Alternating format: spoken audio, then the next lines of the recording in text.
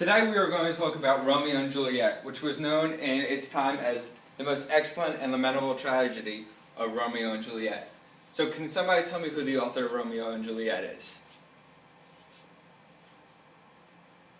William Shakespeare, one of the most famous playwrights of all time. A common misconception about William Shakespeare is that he wrote books and novels, but this is quite wrong. In fact, he only wrote sonnets and plays. As here you see the most famous image of him, he was always depicted with the balding spot, with the traditional English attire. So what do we know about Mr. Shakespeare?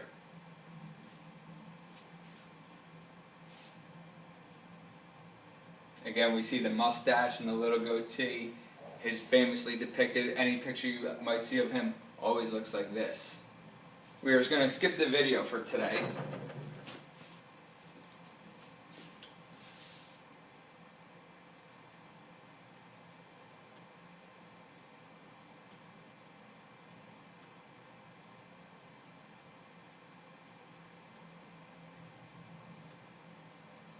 And go right into what we know about Romeo and Juliet. So what do we know? The play famously starts off by saying, two households, both alike in dignity, in fair Verona where we lay our scene, where ancient grudge breaks the new mutiny, and civil hands make civil blood unclean. So in your journals, we're going to write what we know about the story. Always keep your journals in order, number, question, and you know that I'd like to have the statement as race, so restate, answer, cite, and explain your answer. So answer these full questions in full sentences as well.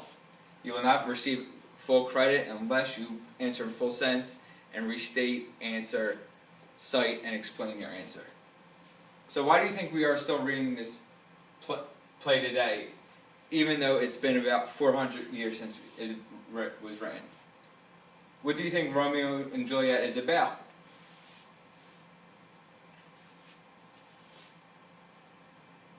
Do you think that the story of Romeo and Juliet could be important to your life as a teenager? Why or why not?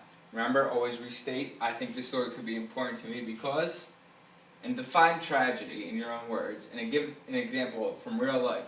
For example, the news, your life, or someone you know. Tragedy means, we see tragedies every day in murders, natural catastrophes, an event causing great suffering. So it could even be something as small as a pet dying or a personal loss. What does tragic love mean? Give an example of tragic love from stories, movies, or television. So, Romeo and Juliet, we have two families. We have major characters. We have the Capulets and the Montagues on one side. Now, this play was set in Italy, and throughout European history, each family had its own family crest. So this is what the Capulets and the Montagues family crest might look like. It would be on their walls, on their clothing, and anything they've signed or written would have their family crest. So repeat the names after me. These names could sound a bit tricky sometimes. So we have the Capulets, Juliet, Lord and Lady Capulet, Paris, Tybalt, and the nurse. And for the Montagues, we have Romeo, Lord and Lady Montague, Benvolio, Mercutio, and Friar Lawrence. Notice that T-I-O makes the shoe sound. What is a spoiler? We see spoilers in movies and TVs. Shakespeare always gives spoilers in his plays and sonnets. So they always knew what the play was about. They've always had some kind of prior knowledge because most of these plays were written from an adaptation of something else. They were old folk tales or myths or legends. So Romeo and Juliet, a small introduction. So as I said before, took place in Verona, Italy, and Shakespeare is writing in his contemporary time. However, the story he adapted from comes from about 500 years before his time. Here are some modern depictions of Verona. You see the old style steeples and the bell towers, the concrete bridges. You see it's very scenic with the roofs, and everything looks almost the same. This is what a painting of old Verona would look like.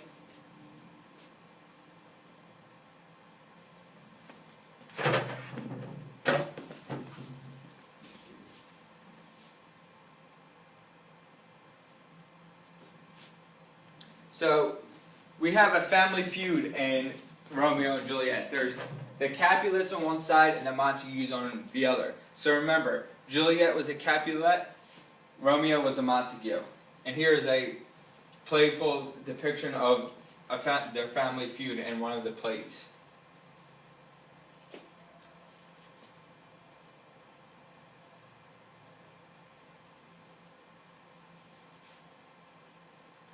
So the Capulets host a party. They are two of the richest families in Verona, so they naturally throw these large bashes. And Romeo at the time is falling in love with this woman named Rosaline, and he really likes her. Romeo was described as a Lothario who's always falling in and out of love. One minute he loves her, one minute he loves another person. So at the party, of course, it was the talk of the town, so everybody wants to go. Romeo goes with the Montagues in their disguise, and he sees Juliet, and he falls in love. And one of the iconic lines he says is, "Did my heart love till now, forswear its sight, for I never saw true beauty till this night." Juliet sees Romeo, and what do you think happens? Instantly falls in love. And out of the door goes Rosaline. We never hear of Rosaline again. Romeo doesn't even remember her name. But there's one chief problem. As we talked earlier, the Capulets and the Montagues don't like each other. There's an old family feud.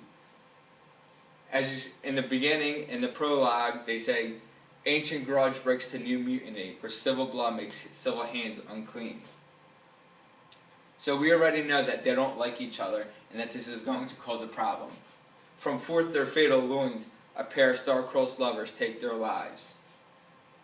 So Juliet goes out to her balcony, and this is the famous, "O Romeo, Romeo, wherefore art thou Romeo?" She's talking to the stars about her new love, Romeo. And she's wondering why he has to be a Montague. Calling a rose by any other name would smell just as sweet. So Romeo at the time is under the balcony, ready to talk to her, but doesn't want to interrupt. He wants to keep hearing her talk about how much he loves her. That he finally comes out and expresses his love. And as always in old-fashioned times, the next day, no waiting, no engagement period, no getting to know each other, they get married. The problem with the marriage is, nobody else knows. The day of the wedding, the Capulets were angry that the Montagues were there. So the cousin Tybalt takes exceptional offense to this. There's a big fight, and he comes to where Romeo and his Montague clan are, and he says, "Romeo, why would you come to this party knowing that we don't like you?" Romeo, being the playboy that he is, he's the lover, not the fighter, backs off. So Mercutio steps in and sticks up for Romeo. And Tybalt says to Mercutio, "Oh, does thou consortis Romeo?" Meaning, is that your little boyfriend? Is that your little buddy? So he keeps egging Romeo on to fight, but Romeo keeps saying to him, "You do not know why I cannot fight you. I love you, even though you will never understand." So Mercutio at this point is getting so fed up and so upset that he decides to step in and fights Tybalt. And Tybalt takes his sword and plucks it right into Mercutio, and Mercutio says, "They have made worms meat of me.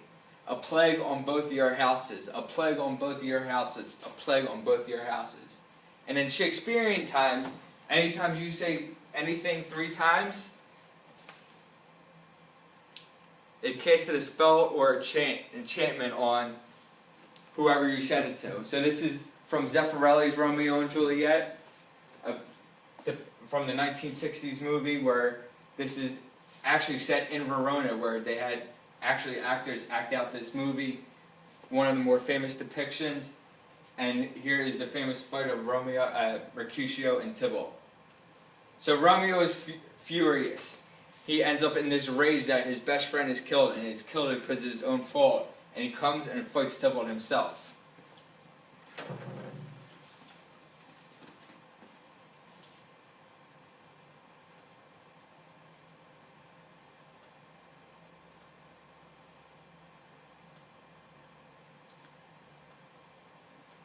So the Prince of Verona exiles Romeo for all of this fighting and bloodshed in his city, and he banishes him to a far-off town called Mantua. So before he could be banished, he has to spend one final night, his wedding night, with Juliet. Here again you see Zeffirelli's depiction of Romeo and Juliet. Although the people during Shakespeare's time do not care about spoilers, we do. We like to be surprised, we like to be spoiled. Based on what you know and have seen, what do you think Romeo and Juliet will do? Take a minute to think about that.